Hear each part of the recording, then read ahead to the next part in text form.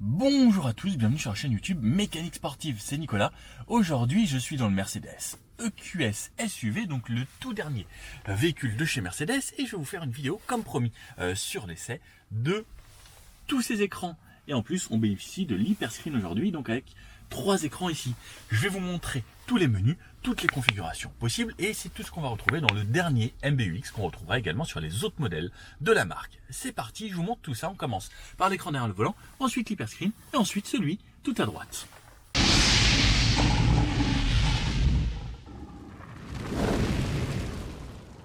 Alors, je me suis mis dans une zone sombre pour pouvoir vous montrer beaucoup mieux en fait ces écrans, et surtout qu'on ne soit pas dérangé. En même temps, vous pouvez voir l'éclairage intérieur qui est toujours un très joli chez Mercedes. Moi j'adore, surtout cette turbine là, je trouve ça sublime. Donc l'écran ici derrière le volant, c'est toujours contrôlé par la partie gauche du volant. L'écran de droite est contrôlé par la partie droite du volant. Donc au niveau des informations, là on est sur le compteur classique. On va pouvoir faire défiler les informations du centre via la petite touche ici. Donc on commence par le kilométrage du véhicule et kilométrage total. Ensuite, depuis le départ, depuis la remise à zéro, l'affichage éco, savoir si j'ai conduit de façon économique. Alors moi je suis à 4 étoiles, donc plutôt pas mal. L'autonomie restante, puisque c'est une voiture 100% électrique. Et depuis le départ, aujourd'hui en kWh au 100, et avec ici on voit combien ça consommera lorsque je roule. Système inactif, ça c'est pour les pauses, vous dire si vous devez faire une pause. Et ensuite ça c'est la radio, donc là actuellement j'écoute Skyrock Classics via le CarPlay. Et ensuite j'ai la possibilité d'avoir le GPS de cette façon avec le compteur classique également. Sur la gauche on a notre vitesse en km/h, sur la droite on a la réserve de puissance. Donc c'est pas un contour, c'est une sorte de contour mais qui vous dit sur 100% de l'accélérateur ou de la puissance, vous utilisez 10, 20, 30%. Et quand vous appuyez à fond, vous allez vraiment aller à 100% ici. Ici, on a donc, si je suis en parking, en reculé. Donc, si par exemple je passe en drive, je passe en D ici. Si je passe en reculé, R, et neutre si je bascule une fois. Donc là, la voiture me dit que je suis en neutre, c'est pas immobilisé. Là, si je suis en mode sport, donc actuellement là j'étais en mode sport, je peux passer en mode éco, off-road. Donc il faut activer le programme off-road qui va relever la voiture, donc qui me remonte la suspension ici, et à chaque fois j'ai le petit icône à cet endroit là. Si je repasse en mode éco, ça passe en E. La température extérieure, s'il trouve des places de parking, elle est prête, la voiture, ça veut dire qu'elle a démarré, et 10h48 c'est l'heure. Les feux ici, donc si je bascule vers l'avant, je suis pas en automatique. Si je rebascule une fois vers l'avant, je place en plein phare automatique. Là-haut, on a la lecture des panneaux, le régulateur s'il s'active qui sera en vert, la vitesse à laquelle je roule également digital, le volant c'est s'il y a la conduite de niveau 2 et le maintien dans la voie. Donc ça, c'était pour l'écran principal en classique. Et ensuite, si j'appuie sur la touche Home, juste ici, je vais pouvoir avoir accès à d'autres menus qui vont pouvoir me dire que j'ai plusieurs types de compteurs personnalisables. Comme on peut le voir, il y a pas mal de choses. Donc on va commencer par tout à droite, la maintenance. La maintenance, ça va me dire que le service est dans 729 jours. Je suis large de chez large, qu'il n'y a pas de mémoire. Il me donne la température des pneus, la pression des pneus. Plutôt intéressant. Ensuite, le mode off-road. Donc ça, c'est vraiment en tout terrain, qui va me donner l'angle de volant à gauche. Donc si je tourne le volant, on peut le voir ici, donc ça me donne un angle de volant. Et je vais avoir l'angle de la voiture si elle est positionnée bien à plat. Donc là par exemple on peut voir qu'elle est 1 degré vers l'avant. Ça c'est la hauteur de suspension, plus 1, moins 1. Quelle direction je vais, et pareil à droite toujours la réserve de puissance. La boussole en plein centre et les mêmes informations. Et ce qui est bien, c'est que j'ai même l'altitude ici, donc avec un altimètre et toutes mes données GPS. Ensuite, le mode assistance. Donc ça, c'est si je suis sur la route, si elle détecte une voiture devant, les aides à la conduite, elle va me dire quand il y a des voitures devant et autres quand je double. Donc ça, c'est juste pour faire joli et avoir un compteur assez simple. La navigation. Je peux avoir un GPS ici intégré, donc là il est de nuit parce on est dans une zone sombre, tout comme j'ai le GPS ici. Je peux avoir le GPS, la même carte des deux côtés, donc là j'utilise Waze, mais si je remets le GPS de la voiture, donc c'est celui-ci, il apparaîtra de la même façon dans l'écran central. Je retourne ici. Alors, je vous ai pas montré, mais les valeurs, la vitesse reste juste en haut et toujours l'autonomie avec la batterie sur la gauche. Retour. Ensuite, le classique, c'est celui qu'on a fait au début, le sportif, qui donne un air un petit peu plus sportif, avec une sorte de soucoupe volante qui va bouger avec un accéléromètre. Donc c'est comme un compteur de G qui va bouger d'avant en arrière et sur le côté lorsque la voiture bouge. Toujours l'autonomie en kilomètres, ici également. Et le dernier compteur qui est le épuré, qui lui va faire le plus simple et qui va jouer selon les couleurs. Donc là, regardez par exemple, il est en rose parce que les couleurs intérieures, je les ai mis en rose. Ça va jouer également sur l'intérieur et surtout épuré, ça me met quelque chose de très épuré également ici. Mais si par exemple, je vais dans confort et que je change mon éclairage d'ambiance et que je passe par exemple en monochrome et que je lui dis en bleu, on peut voir que le épuré est passé en bleu également et tout est passé en bleu dans l'habitacle parce que j'ai changé mon mode. Et si je repasse en multicolore, il va rester en multicolore et ça va s'adapter également. Et pareil, donc quand je retouche sur la touche épuré là-haut, ça me donne en fait quelque chose de très simple et très épuré. Et on retrouve les mêmes choses, donc là avec un compteur, avec l'heure ici, et juste la vitesse, puisque en épuré, je me dis, je veux le strict minimum, combien je roule, et c'est tout, pas besoin de connaître la puissance que j'utilise. Donc voici pour ces compteurs, on va repasser en mode classique, et ensuite, voilà, un mode classique qui rechange également l'écran là-bas. Et ensuite, on a tous les affichages tête haute. Donc l'affichage tête haute, alors je ne sais pas si vous pourrez le voir ici, donc j'ai le choix entre la réalité augmentée, soit le standard, soit avec une petite option ou juste le minimal, juste ma vitesse. Et si par exemple je passe en mode off-road, je vais avoir toutes les indications off-road également. Alors c'est pas facile de vous le montrer ça, l'affichage tête haute ou les affichages éco. Je peux avoir les réglages pour régler mon affichage tête haute ou l'activer ou l'éteindre simplement. Donc ça, à chaque fois je vais l'avoir ici. Et en gros c'est ce que vous allez voir là. Donc hop, soit de cette façon les réglages, soit l'affichage éco, soit le mode off-road qui va me donner les valeurs, la réalité augmentée, donc qui va me servir lorsque le GPS sera activé, ma vitesse, le standard, un sportif, ou de cette façon. Voilà pour cet écran, là vous savez tout sur celui-ci. On passe à l'hyperscreen du centre, donc ça c'est une option que l'on a, donc ça comprend cet écran, et celui-ci sinon. Ah ouais, et regardez, ça c'est la petite option chez Mercedes, quand je mets ma main sur la droite, ça m'éclaire la petite LED là-haut. J'enlève ma main, elle s'éteint, je mets ma main, elle s'allume. Donc ça c'est pour faciliter si je dois aller chercher quelque chose ici. Hyperscreen, celui-ci, donc là il y a beaucoup de choses à dire. Je retourne à l'accueil, donc accueil par exemple, là je suis en mode GPS. Si je rappuie une fois, je vais aller dans les menus de configuration, donc il y a plusieurs façons de faire ça. Soit, ça c'est mon menu complet, juste ici, c'est la touche Home que l'on retrouve ici. J'ai mon téléphone, j'ai mon CarPlay avec la radio ici, et l'introduction et le coffre que je peux ouvrir directement ici. La climatisation qui reste toujours affichée en bas, ça c'est une bonne chose. On peut commencer par le bloc clim. Donc je règle ma température. Alors regardez bien ce qui va se passer sur la droite. Donc je sépare en deux parties. Droite, si je mets plus froid, hop, avec la touche bleue, ça va me dire que j'ai mis plus froid. À chaque fois que je mets plus froid, ça me le fait de mon côté également, pour me dire que je le fais de mon côté. Et alors ça c'est très sympathique, et ça fait également l'effet inverse. Quand c'est rouge, c'est pour dire qu'on a mis du chaud. Ça c'est vraiment très très stylé. Alors je trouve ça vraiment hyper cool à chaque fois. Le menu climatisation, je peux accéder à un menu climatisation entièrement dédié juste ici. Première rangée de sièges, donc pour le conducteur et le passager. Deuxième rangée de sièges, où je peux activer en mode auto et régler les températures. Et troisième rangée de sièges également, où je peux activer plus frais ou moins frais, qui va se baser sur la deuxième rangée, et ensuite plus fort ou moins fort. Je peux bien sûr désactiver également. La qualité de l'air, ça va me donner la qualité qu'il y a. Et la ionisation, donc ça c'est pour purifier l'air à l'intérieur sur cette voiture. On a diffusion de parfum, donc ça je désactive parce que moi je suis pas fan du parfum, mais je peux également activer le parfum.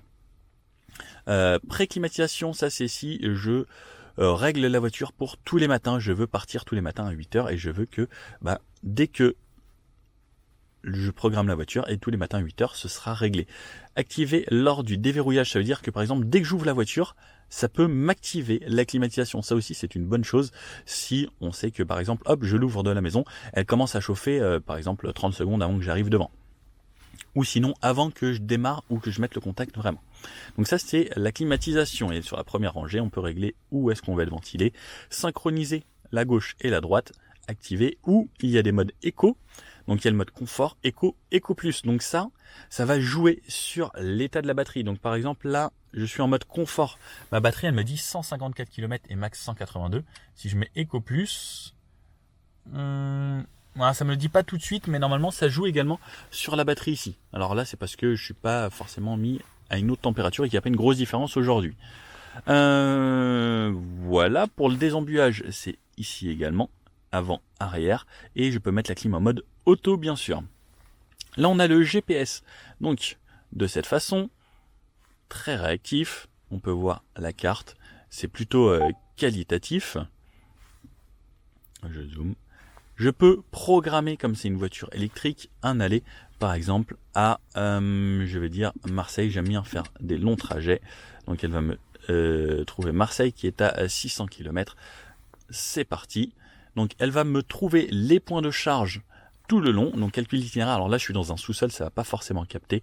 Mais voilà, c'est à 800 km, il y a 2 minutes de bouchon. Je vais arriver à 18h37 et elle va me calculer également, dès qu'elle aura du réseau, tous les endroits où je vais devoir m'arrêter sur les superchargeurs par exemple. Et à ce moment-là, donc là j'ai mon trajet de cette façon. Alors je sais pas si elle me l'a fait directement ici. Non, elle me l'a pas fait là parce qu'elle ne capte pas. Et à partir du moment où elle aura du réseau, elle va pouvoir me dire à tous les endroits où je vais devoir me charger. Vous pouvez voir ça dans l'essai complet de cette voiture, donc le EQS SUV. Et si je veux annuler de cette façon. Menu. On va commencer par le commencement. Tout à gauche, on va voir le menu EQ. Donc le menu EQ, ça va être tout ce qui va être électrique. Donc il va me donner les informations. La charge, ici, donc il me reste 32%, soit 154 km d'autonomie. Je peux recharger au maximum, je peux régler combien je veux recharger au max. Les programmes de charge ou une charge d'éco pour pouvoir faire en sorte que ça charge plus lentement et peut-être que ça coûte moins cher sur certaines bornes. Je peux ouvrir le volet ici directement, donc la prise. Je peux interrompre la charge si je souhaite et préconditionner la batterie. Si je vais aller sur un chargeur rapide, souvent le laisser en automatique, ce sera une bien meilleure chose. L'autonomie, donc je l'ai ici. Ça me dit la climatisation, etc. Ce qui peut me rajouter de l'autonomie. Par exemple, si je restreins une fonction, ça me rajoute 1 km d'autonomie. Bon, sur 500, on s'en fiche totalement. Et fonction conduite éco, si j'active le mode éco, je vais avoir 14 km en plus parce que je vais consommer un petit peu moins. Au niveau des consommations, ça c'est mes consommations que j'ai réalisées. Donc par exemple là, les dernières minutes, par exemple on voit ici que c'est à 0 parce que j'étais en descente avant d'arriver. Hop, et je peux retourner. Non, alors non, je sais pas, c'est le raccourci que je voulais faire. Hop, c'était ça, je voulais revenir ici.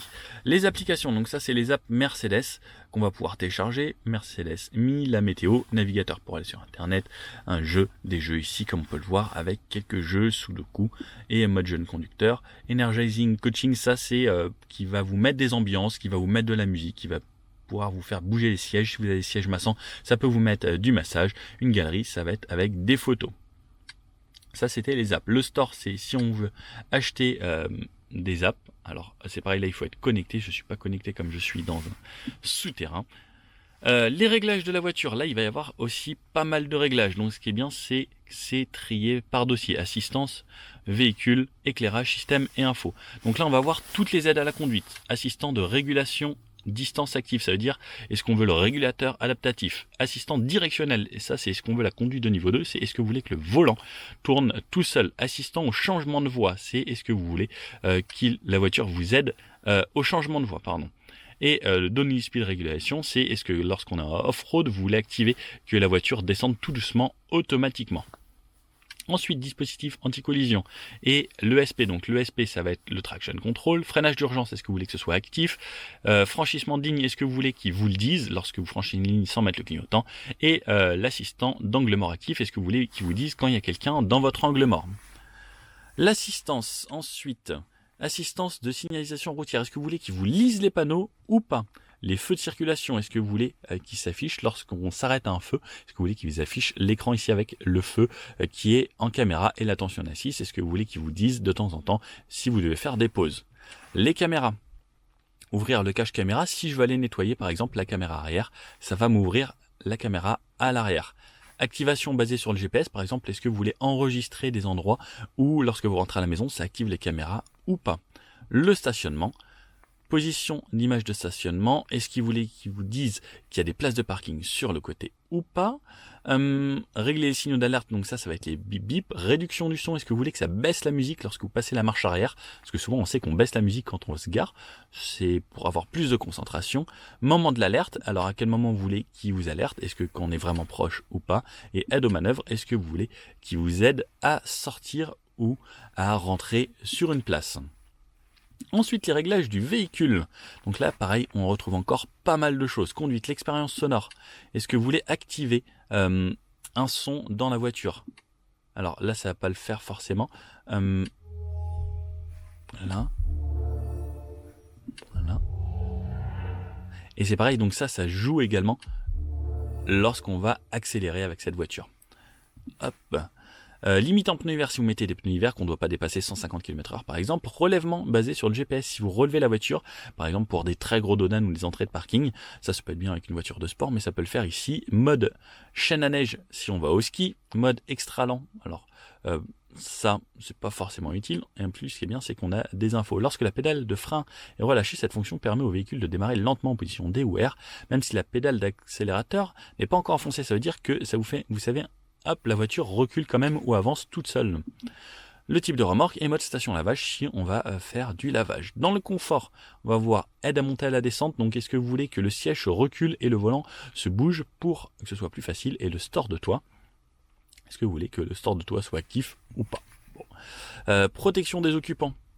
Ajustement des ceintures, ça c'est lorsque vous allez mettre votre ceinture, elle va se resserrer automatiquement et rappel de présence de personnes sur un siège si on n'a pas mis les ceintures. Ouverture ou fermeture, protection du véhicule, verrouillage automatique si on s'éloigne tout seul, confirmation avec le klaxon.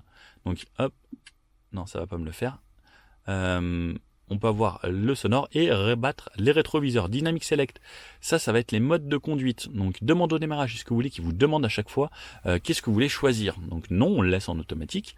L'entraînement, donc on va voir ça si on personnalise le mode individuel. On va voir l'entraînement, le train de roulement, la direction et l'ESP. Donc là par exemple on est en confort, je vous montre ensuite les différents modes. L'éclairage, je vais pouvoir jouer ici avec l'éclairage extérieur, intérieur et l'éclairage d'ambiance. Feu de croisement dynamique, oups, un réglage je retourne, éclairage. Feu de croisement dynamique, est-ce qu'on veut que ça soit en mode auto ou pas? Projection à l'avant, à l'accueil lors du départ, est-ce que vous voulez? Voilà, ça le dit à chaque fois, ce qui est bien, c'est que c'est assez simple. Assistance par projection, donc ça on peut avoir les spotlight, alerte, remarque, selon quand on suit quelqu'un ou pas, ça peut être projeté au sol avec les digital light. Feu de croisement, donc on est en conduite à droite et ça joue, ça s'adapte automatiquement, plus besoin de régler ses feux maintenant, c'est automatique avec toute la technologie qu'on a. Éclairage intérieur, donc éclairage de localisation, ça va être avec les petits spots sur les côtés, en dessous des rétroviseurs pour vous dire la voiture, je suis là. Temporisation, éclairage intérieur et combien de temps je veux que ça s'éclaire lorsque je rentre ou je sors. L'éclairage d'ambiance, ça va être modifier les réglages ici et je vais pouvoir régler donc toute mon ambiance ici à l'intérieur. On a le choix entre du monochrome, donc par exemple si je veux tout en bleu, j'ai le choix ici de 64 couleurs. Ça va du bleu au bleu, je peux avoir du rouge, ça s'éclaire ici, là dans le bac de rangement également et au niveau des pieds ici, plus dans les portières, sur les côtés, les aérateurs, totalement partout. Moi j'aime bien laisser le bleu parce que le bleu est la couleur qui ressort le mieux dans les voitures à chaque fois et c'est surtout la couleur la plus vive. On peut le faire en multicolore avec des animations comme celui-ci par exemple. Et en fait, alors je sais pas si vous allez le voir, mais par exemple ici, le blanc et le rose, en fait c'est un blanc qui vient se balader là-bas avec du jaune qui se balade. Et en fait c'est toujours dynamique. Là par exemple le rose est plus fort, hop, et le rose plus fort se balade avec les animations. Et on peut avoir plusieurs couleurs, hein. On peut avoir également par exemple du bleu, le red moon, moi ce que j'aime bien, ou du jaune, ou du vert. On a vraiment beaucoup de choix et je vous avoue que celui-ci je l'aime bien. Le bleu ardent est assez sympa, ou sinon le crépuscule à Malibu de nuit, il est sublime. On peut régler la luminosité, est-ce qu'on veut que ce soit fort, zone par zone, direct, indirect, accentué, etc. Et les effets, est-ce que je veux des effets lorsque je conduis par exemple, et les assistances d'alerte par exemple, si il y a quelqu'un d'angle mort et que j'ai pas fait attention, ça va se mettre en rouge de ce côté-là également. Energizing confort, donc ça c'est des programmes chaleur, vitalité, plaisir d'essence, etc. qui va pouvoir vous mettre la clim. Par exemple si je mets plaisir d'essence, conducteur, je vais le mettre et donc là il va lancer Voilà, une animation de ce style-là. L'éclairage d'ambiance s'est mis dans ce thème que j'ai choisi ici. Et j'ai la musique, et pareil, donc ce qui est assez fou.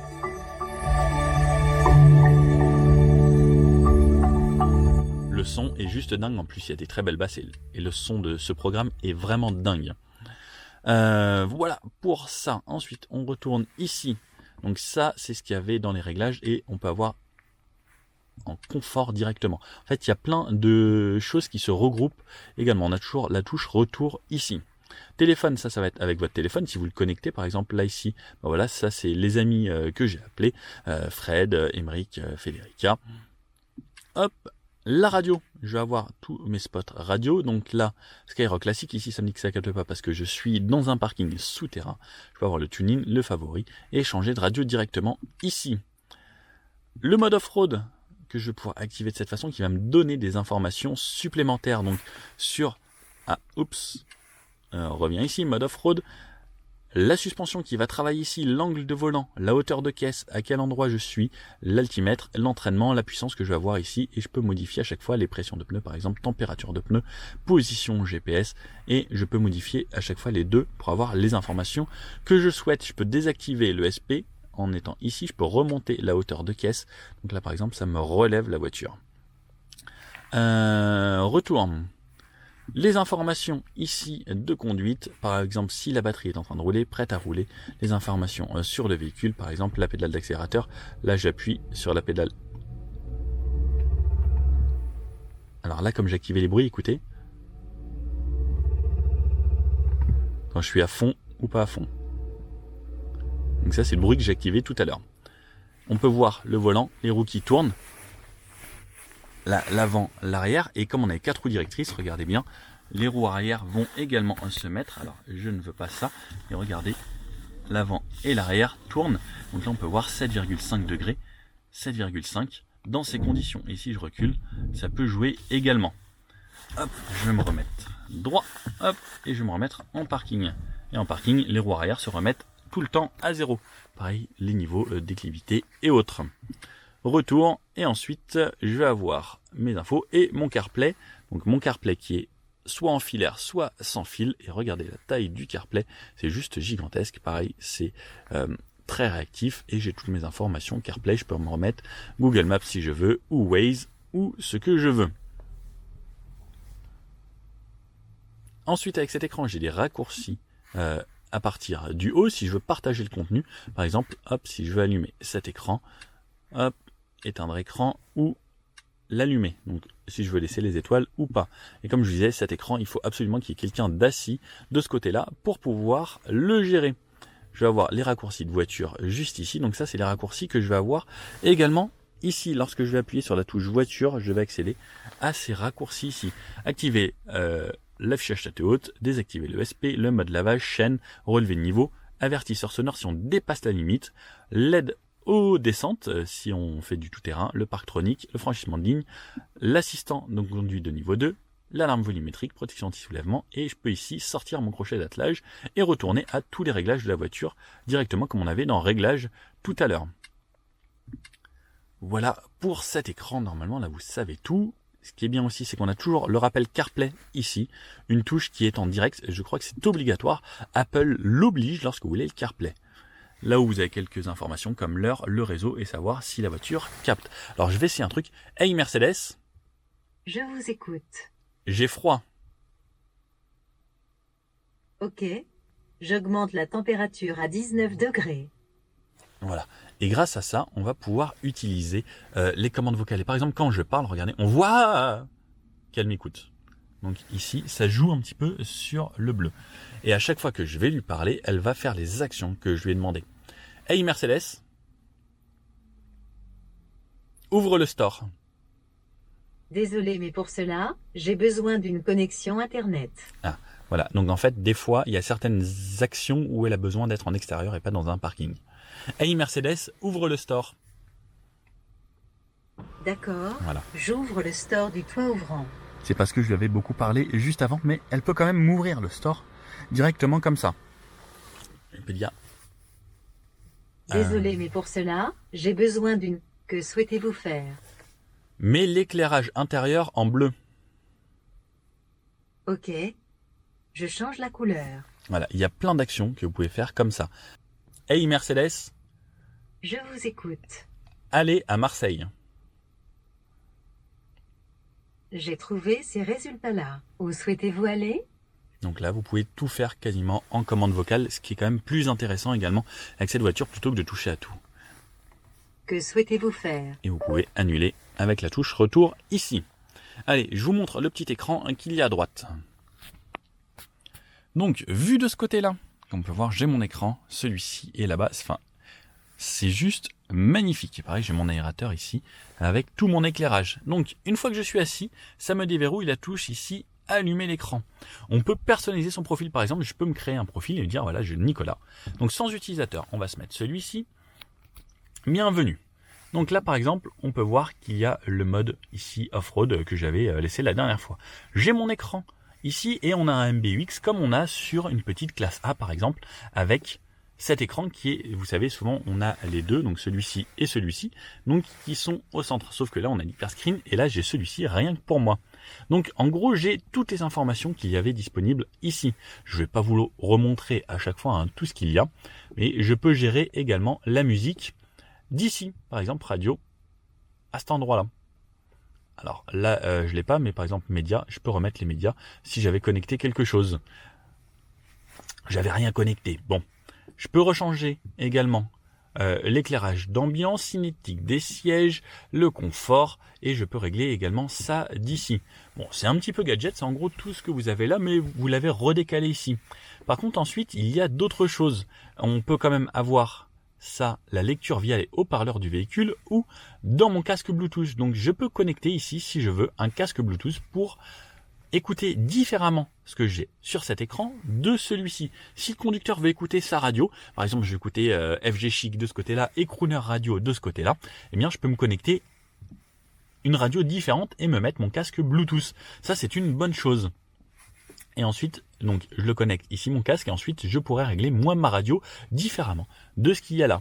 Et ensuite j'ai quand même les informations de la voiture. Si je veux dire, ah bah voilà, il te reste que 32% de batterie. Voilà, si vous avez votre femme ou votre mari qui est de ce côté-là, il veut dire, ah mais attention, tu vas devoir bientôt recharger.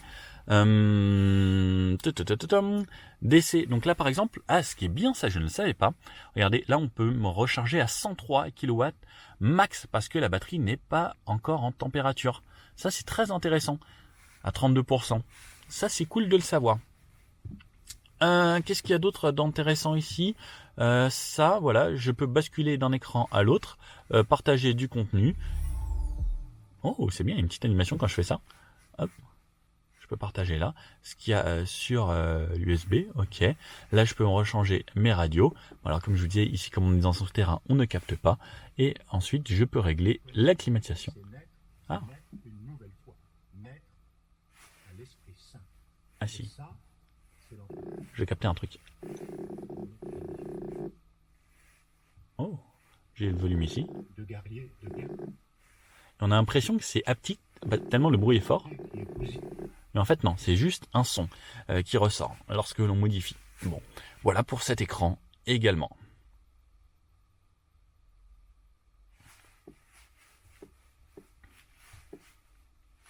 Et si je vais dans mes apps, est-ce que je peux jouer un petit jeu ici? Les paires, tiens, les paires, ça c'est le truc marrant. Normalement c'est le truc où on a juste à retrouver des paires, je suppose. Alors est-ce qu'il y a besoin de réseau ou pas pour ça? Ah, c'est possible qu'il y ait besoin de réseau. Ah non, jouer, sectionner des cartes. Ouais, bah celle-là elle est belle. Ah, ok. Et donc là à chaque fois il faut retrouver les voitures. Hey, j'ai gagné le premier coup. Ok. Bon voilà, on a des petits jeux en plus pour se divertir de ce côté-là et on peut en télécharger quelques autres. Allez, je veux quitter le jeu. Bref, voilà. Bon, avec nos smartphones de nos jours, c'est plus forcément très intéressant d'avoir ce genre de jeu, mais pourquoi pas si vous trimballez papy ou mamie qui veulent jouer à ça, pourquoi pas.